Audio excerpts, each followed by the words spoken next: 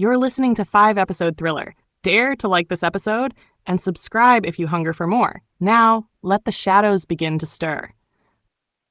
Episode 4, Confession. The sea was still. After 6 days of unraveling heat and screaming jungle, there was something menacing about the calm. The water didn't move, not even a wave. It was as though the island had exhaled for the final time and was now holding its breath. Harper stared at the boarding passes on the table. They looked real. Name: Harper Harper. Flight: from Port Blair to Heathrow. Departure: today, 7:40 p.m., except her name was scratched out, jaggedly, like someone had carved it with a blade. The others were the same. Tanya was silent. She hadn't spoken much since the trial of blood. Mira stood near the edge of the deck, watching the tree line. "It's a test," Mira said. Harper didn't ask what she meant. She already knew. They'd bled. They'd eulogized Clara. They had stared into the mirrors of who they were and who they'd pretended to be. Now came the hardest part. Truth. The villa had been rearranged overnight. The long dining table had been replaced with 3 chairs in a triangle, all facing inward. At the center sat a small black box with a red button. An envelope rested on the seat of each chair. Harper opened hers with trembling fingers. Confession must be spoken. It must be heard. One lie means no flight. One truth sets you free. Push the button when you are ready. No signature. No warning. But they understood. One by one, they sat. Tanya broke first. She pressed the button, her hand barely steady. "I hated Clara," she said. Mira flinched. Harper didn't move. "I hated that she was smarter, that she got everything I worked twice as hard for. I told Liz she tried to kiss me once, even though she hadn't, just so she'd back off and leave me alone." A sharp tone buzzed from the box. Then a green light blinked. Truth. Harper didn't breathe. Tanya's face crumpled. She cried when she found out. She begged me to take it back. But I never did. Mira pushed the button next. "I was there that night," she said. "But before the chapel, I saw Liz slip Clara something in her water. Something that made her woozy. I think it was pills. Maybe her mum's. I didn't stop it. I laughed. I thought it was funny." The green light blinked again. Harper stared at the button. The villa was so quiet, even the ocean had hushed. She pressed. "I didn't hate Clara," Harper began, "but I never really saw her either. Not as a person. Just as a prop. Someone who made me feel better about myself." She swallowed. "I told myself I wasn't like Liz, that I was just along for the ride, that it wasn't my fault." Silence. Then the green light blinked. Harper kept talking. "But I knew what would happen that night. I knew Clara was fragile. I knew she believed us when we told her it was a joke. I didn't stop her, because I was afraid of losing the group." Her voice cracked. "And after, when she was expelled, I told the headmistress I'd seen her deface the altar. I lied. I looked her in the eyes and lied." The red light blinked once. The others gasped. Mira turned toward her. "You lied?" "No," Harper whispered. "That part's true." The green light blinked again. So what was the lie? She racked her memory, her heart, and then, slowly, the truth uncoiled. "I told myself she'd forgive us eventually," she said, "that she'd understand. But the truth is, I never cared if she did. I just didn't want to live with the guilt." The box beeped again. Green. Then the floor beneath them groaned. A wall of the villa slowly began to retract, revealing a narrow hallway none of them had ever seen. The walls were mirrored, the floor lit from beneath. At the far end, a single door. Above it, a sign in gold letters, "One may leave." Harper stood. Tanya did too.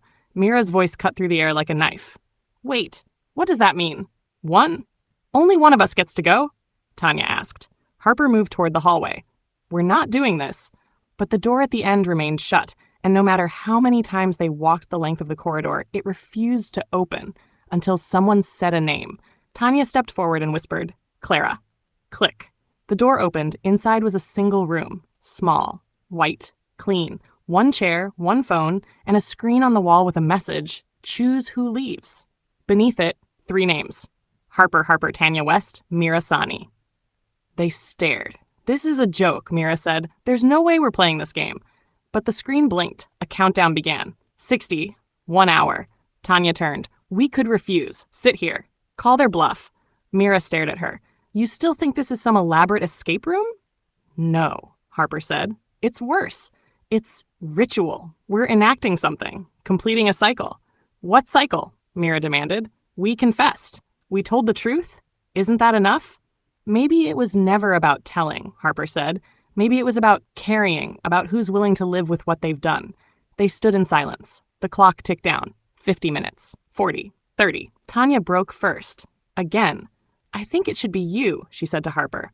Harper blinked. Why? Because you took responsibility, real responsibility.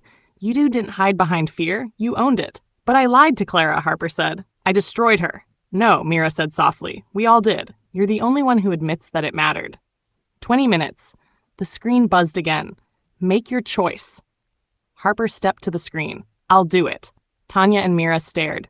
What do you mean? Mira asked. I'll choose myself. I'll carry it. The memories, the guilt, all of it. 10 minutes. Harper touched her name. A final screen appeared. The one who chooses herself chooses burden. The others remain. And beneath it, the circle closes. The path begins again.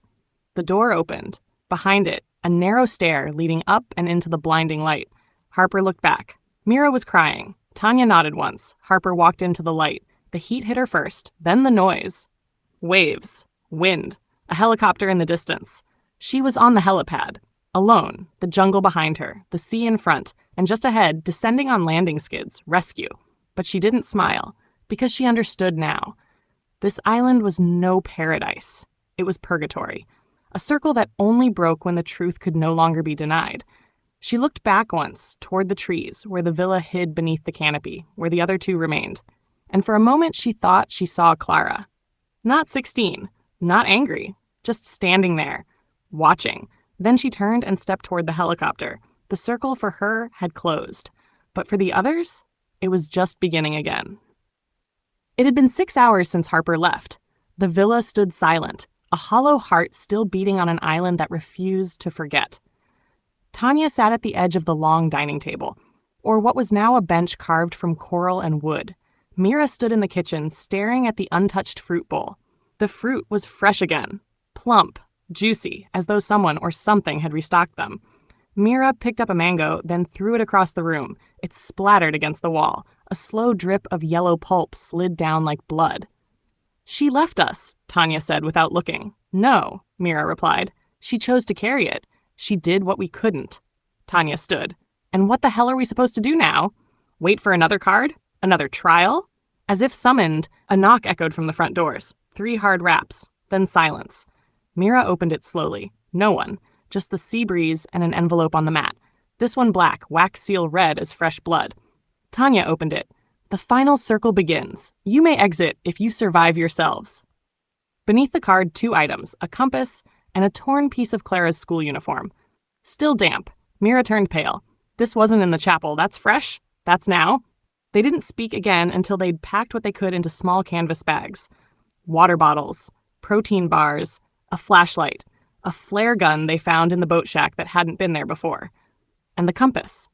The needle spun for a moment, then settled, dead west, into the jungle. They hesitated at the tree line. Tanya, Mira said quietly, do you remember what happened after the chapel? Like right after? Tanya didn't answer at first. Then, I told Liz I thought Clara might hurt herself. But why? You didn't care before. I don't know, Tanya said. I just felt like someone had whispered it to me. In the dark, I thought it was Liz. I don't think it was, Mira whispered. They stepped into the jungle. It was thicker than before. The same path that once led to the lagoon was gone. Vines crossed in patterns like symbols. Trees leaned inward, forming shapes that didn't belong in nature. After an hour, they found the chapel. It had returned. Same stone arches, same wooden cross.